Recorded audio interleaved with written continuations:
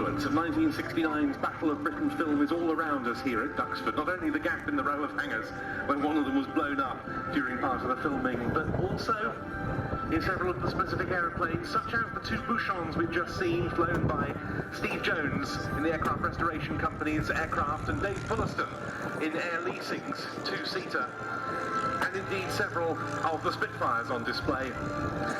But also in the very strength of the war of these aircraft, and later in flying them back to when they saw Battle of Britain.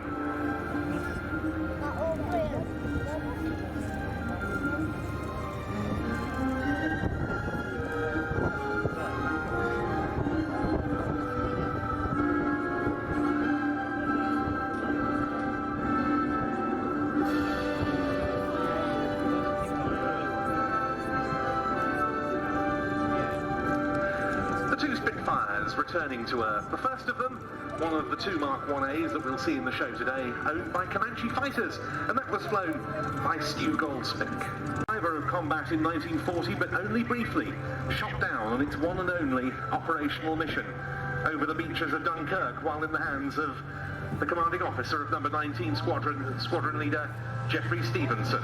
And that aircraft was flown for us today by John Gowdy.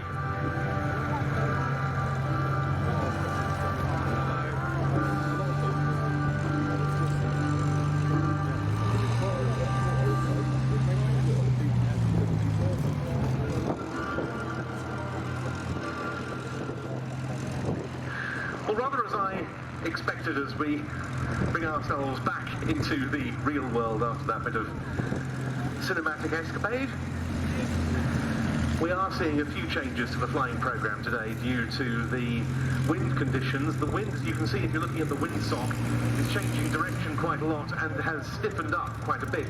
So we're not going to be able to see either of the two First World War fighters, the Fokker triplane and the SE-5A. And I'm told also that the two Gladiators